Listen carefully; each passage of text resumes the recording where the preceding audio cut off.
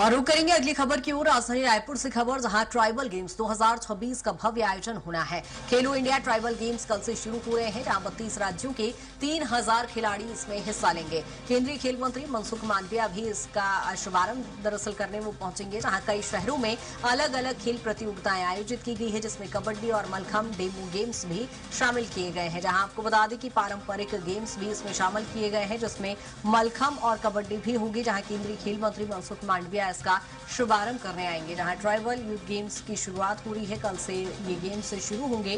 खेलो India tribal games की शुरुआत करने के लिए केंद्रीय खेल मंत्री यहां पर पहुंचेंगे। खेलो इंडिया ट्राइबल गेम्स का कल से आगाज होना है और इसमें 32 राज्यों के 3000 खिलाड़ी शामिल होंगे। यहाँ रायपुर में ट्राइबल गेम्स 2026 का भव्य आयोजन होगा और खेल मंत्री मनसुख मांडविया इसका शुभारंभ करेंगे। इसमें 3000 से ज्यादा प्रतिभागी शामिल होंगे। कबड्डी और मलखम्ब जैसे पारंपरिक गेम्स भी इसमें शामिल किए गए हैं।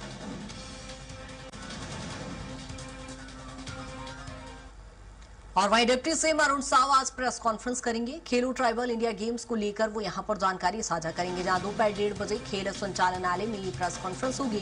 कार्यक्रम की तैयारियों की जानकारी यहां पर अरुण साव देती नजर आएंगे। जहां साइंस कॉलेज मैदान में कार्यक्रम आयोजित होगा, जहां जनजातीय खिलाड़ी अपनी खेल प्रतिभा यहां पर दिखाते नजर आएंगे। इसी को लेकर डिप्टी सीएम अरुण साव आज प्रेस कॉन्फ्रेंस करेंगे। दोपहर 1:30 बजे ये खेल संचालनालय में प्रेस कॉन्फ्रेंस होगी और कार्यक्रम की तैयारियों को लेकर यहां पर वो जायजा देंगे। और इसी पर ज्यादा जानकारी के साथ राहुल हमारे साथ जुड़ गए। राहुल, ट्राइबल गेम्स की शुरुआत हो रही, कल से इसका आगाज होगा, तैयारियों को लेकर क्या कुछ जानकारी?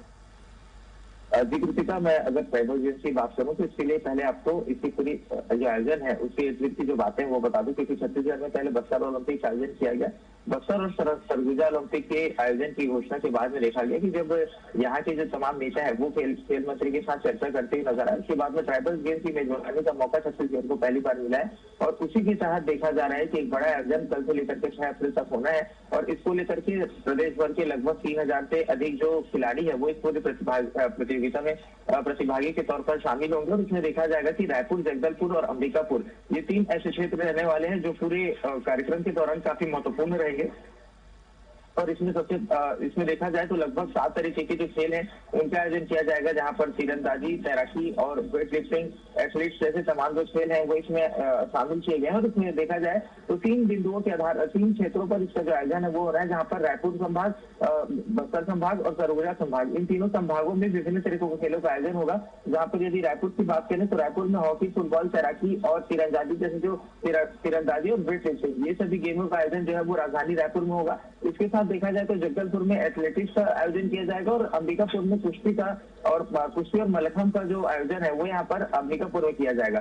तो ये तीनों क्षेत्रों पर केंद्रित है, बक्सर, सरगुजा और रायपुर संभाग पर। और इसके माध्यम से छत्तीसगढ़ के अंदरूनी क्षेत्रों में जो प्रतिभाएं हैं उसे निखारने का प्रयास छत्तीसगढ़ सरकार खेलो इंडिया के माध्यम से करेगी। और इसके लिए महत्वपूर्ण ये बात ये भी है क्योंकि छत्तीसगढ़ में देखें तो खिलाड़ियों को लगातार प्रोत्साहित करने के लिए जो छत्तीसगढ़ की सरकार है वो काम कर रही है, केंद्र के साथ सामंजस्य बैठाने का प्रयास कर रही है। और जिस तरीके से आयोजन छत्तीसगढ़ के अंदर होते हुए नजर आ रहे हैं तो उसमें काफी बड़ा एक मील का पत्थर ये जो खेलो इंडिया ट्राइबल गेम्स है वो साबित होने वाला है। और इसके साथ में देखा जाए तो जो अरुण साव है, छत्तीसगढ़ के उप मुख्यमंत्री है, खेल मंत्री है, वो आज 1:30 बजे प्रेस वार्ता भी करेंगे और प्रेस वार्ता के माध्यम से पूरे खेल के आयोजन को लेकर के जो पूरी जानकारी है वो यहाँ पर जो आम जनता है उनके साथ साझा करते हुए नजर आएंगे। यदि इसके रजिस्ट्रेशन की बात करें तो इसके लिए भी जो किस तरीके से रजिस्ट्रेशन किया जाएगा, कहाँ के खिलाड़ी इसमें जुड़ने वाले हैं, कितने प्रतिभागी पूरे देश भर से इसमें जुड़ेंगे और जो मनसुख मांडविया है वो यहाँ पर पहुंचने वाले हैं। तो तमाम तरीके की जो बातें उसकी जानकारी यहाँ पर जो अरुण साव है वो इस पूरे खेल के अपने प्रेस वार्ता के माध्यम से देते हुए नजर आएंगे।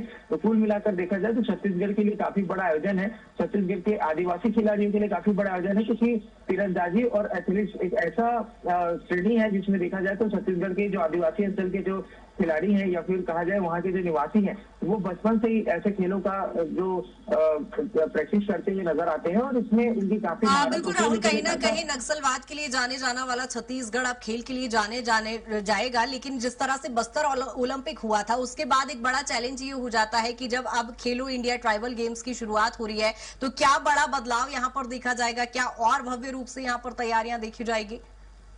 जी, साफ तौर पर खेलो इंडिया को देखा जाए तो वो डायरेक्ट जो केंद्र सरकार है वहां से आयोजन इसका होता है, और इसके लिए जिस तरीके से आयोजन किया जाएगा, क्योंकि मैंने बताया कि बस्तर ओलंपिक जो है वो मात्र बस्तर संभाग में केंद्रित था, इसे वृहद देते हुए रायपुर, सरगुजा, तीनों संभागों में केंद्रित किया गया है। देखा जाए तो 5 में से लगभग 3 संभागों में इसका दायरा जो है वो यहाँ पर छत्तीसगढ़ सरकार ने फैलाने का प्रयास किया है। और खेलो इंडिया ट्राइबल गेम्स की जिस तरीके से हमने बात की कि आदिवासी अंचल के खिलाड़ियों को इसमें महत्ता दी जा रही है, उन्हें आगे बढ़ाने का प्रयास किया जा रहा है, तो एक प्लेटफॉर्म दिया जाएगा जिसके माध्यम से जो छत्तीसगढ़ के खिलाड़ी हैं उनकी प्रतिभा वैश्विक स्तर पर उठाने का प्रयास यहाँ पर छत्तीसगढ़ सरकार करेगी। और साथ में देश भर के जो आदिवासी खिलाड़ी इस पूरे ट्राइबल गेम्स में शामिल होने वाले हैं, तो ऐसे ट्रेडिशनल गेम्स जो छत्तीसगढ़ के लिए और पूरे आदिवासी अंचलों के लिए काफी महत्वपूर्ण है, तो इस तरीके के आयोजन से उन खेलों को भी बढ़ावा मिलता हुआ नजर आएगा। बिल्कुल राहुल, कहीं ना कहीं बहुत बड़ा आयोजन ये है। बहुत शुक्रिया तमाम जानकारी के लिए।